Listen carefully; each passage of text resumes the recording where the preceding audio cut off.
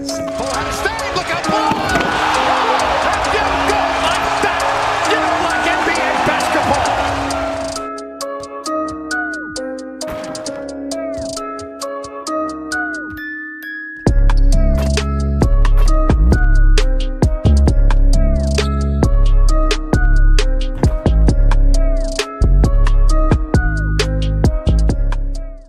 Welcome back to another JDN video. I hope you enjoyed the little highlight reel we showed of Christian Green. Just a little hype video to get people to vote for him for Rookie of the Year.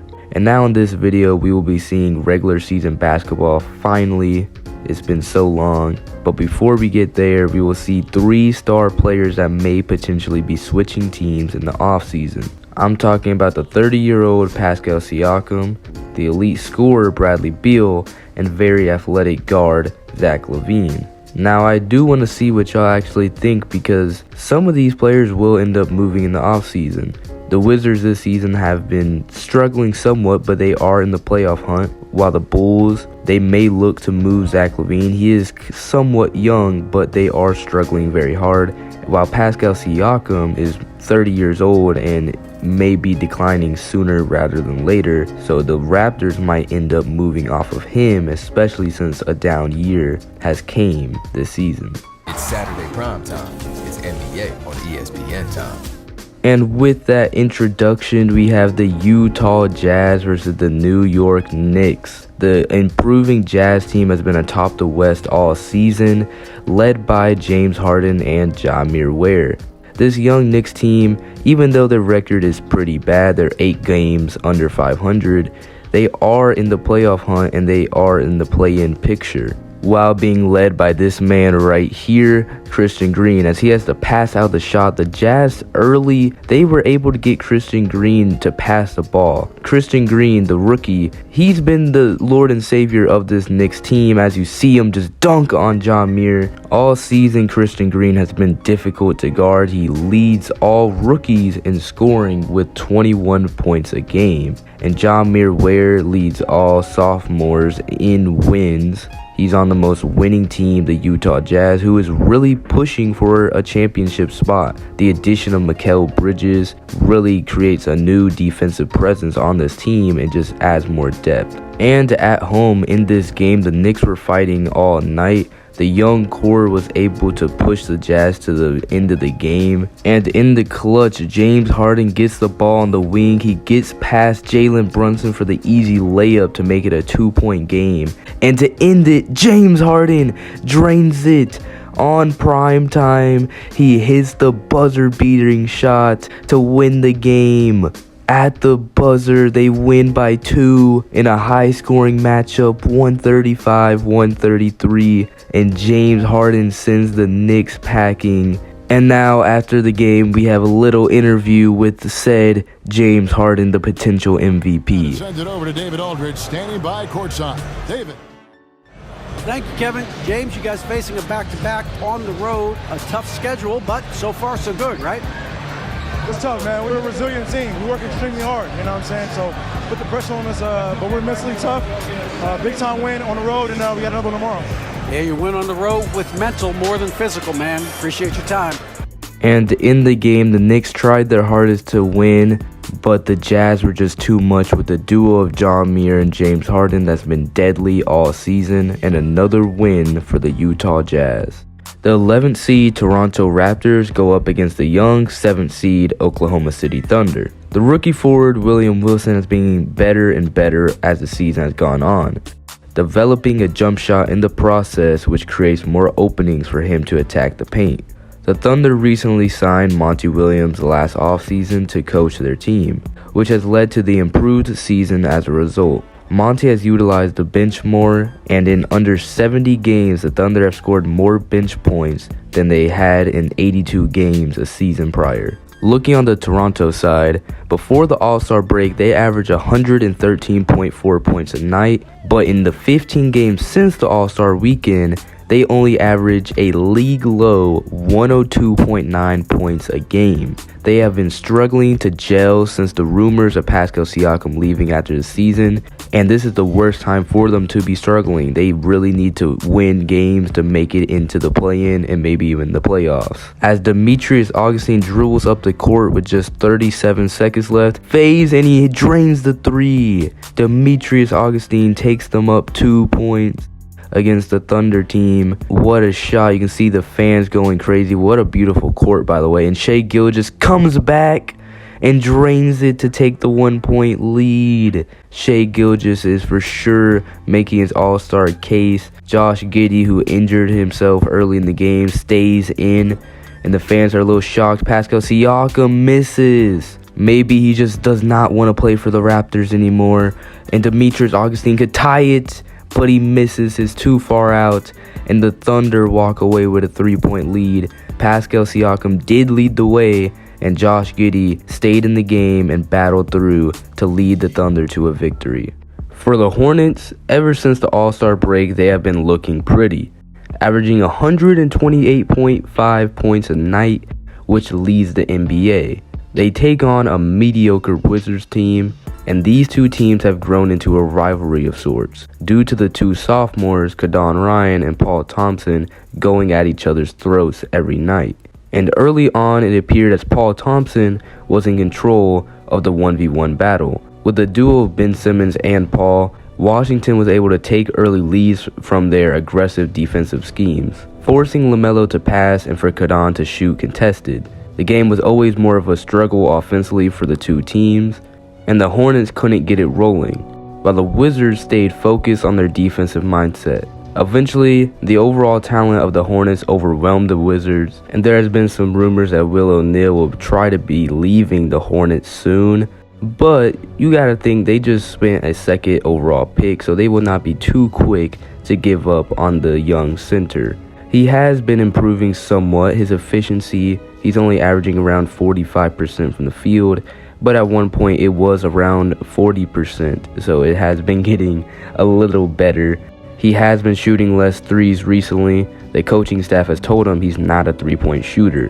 What he needs to do is stay in the paint, be a great defensive anchor, and get the rebounds. Be able to run the floor somewhat as best as he can, and keep up with the offensive pace of the team. Obviously get some offensive rebounds, put the shots back up, maybe post up a little bit, but you should not be shooting three-pointers or jump shots. They took a 98-90 lead and a 100-92 lead, but ended up choking the lead and having the end score be 100-98, and it just would not be a Hornets game without giving their fans a little heart attack. But looking at the Wizards recently, ever since that close Hornets loss, they have been on a 6-game win streak, and it's a great time because now they're going into the playoffs, most likely going to be in the play-in, so this is a great time to get on a roll, and hopefully the Wizards can make a deep run. The Nuggets are currently 16-4 in the last 20 games they've played. They play a team we do not see often, the Portland Trail Blazers. Lillard did start the game off solid, hitting some threes, especially deep out, but eventually he did not end the game well. And even though the Trailblazers started off decent as a whole, they just could not keep up with this sturdy Denver offense. The rookies, Christian Kelly and Cam Johnson, both play around 30 minutes a game and alternate from the starting lineup and the bench. The Nuggets have been utilizing the 6-man role, Jayshawn Tate, a lot in their late game lineups. And with Murray, Jokic, and Kelly, they have such an explosive offense that any team would find hard to stop them. While Tate, Cam Johnson, and KCP bring some perimeter defense, and especially Cam Johnson. He has mainly been utilized like a Draymond Green, being able to switch from guards to big mans on the same play. And going into playoffs, this is the best time to start winning. The Nuggets look to get around a 1-4 seed, and hopefully they can get far into the playoffs because we have not seen them in the playoffs in a while. Up next, we have the Youngblood Rockets versus the Fox and Barnes-led Kings. The frontcourt duo of DeAndre Ayton and Jabari Smith has been deadly to defend, both of them averaging over 20 points a night. And last season, Ayton was making his debut for Houston, after a trade that sent Kevin Porter Jr. and others to Phoenix. Ayton seemed hesitant of his role and let others like Jalen Green dominate the ball. The Rockets offense has run more smoothly, but Izzy facilitating to the bigs while letting the wings like Jalen Green score when needed. With this being said, the Rockets are still near 500, and their youth seems to cause them to not be able to close out games. Sacramento in a matchup like this highlights their need of a defensive big man, with Sabonis not cutting it on that side of the floor. Scotty Barnes' numbers has been lackluster with Sacramento, with their 28-40 record bringing them to the 13th seed in the West. While only being 5 games out of the play-in spot, it just seems like the Kings will continue to be mediocre at best. While the Rockets may potentially have a bright future ahead of them, the Rockets have been focusing on talking to Izzy Ball to reach a contract agreement before the offseason.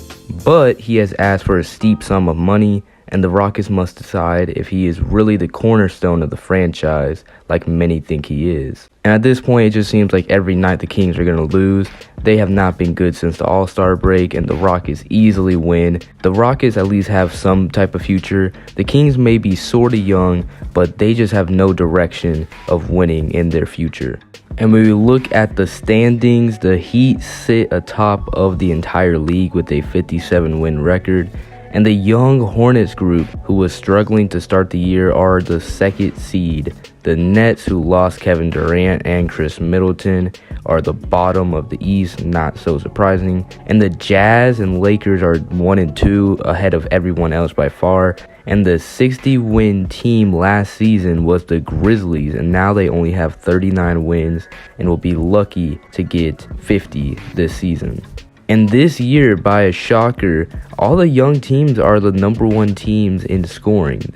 Their youth just brings a different energy, and they just score a lot more points. They do give up a decent amount of points though, but all of them have a good amount of wins. And after this, we will now see the top 5 plays of the week, not including the games we have already seen.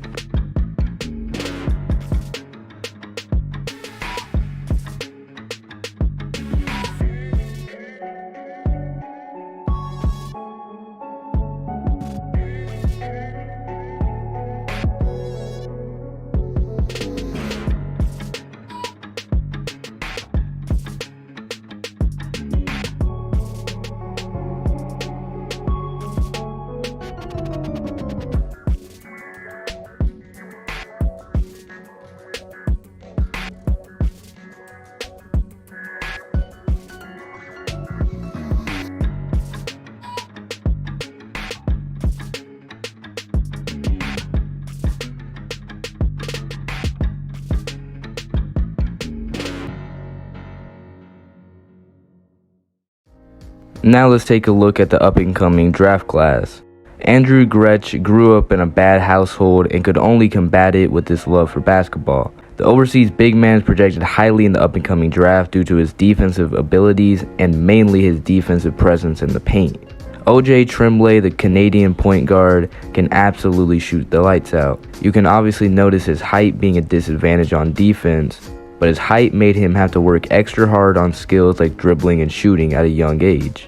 After proving himself in college, he is now projected a first-round pick in the up-and-coming draft. Martin Novak is an extremely tall and skilled post player. His ability to dominate in the mid-range and paint has him projected high, due to the importance of spacing in the current era of basketball.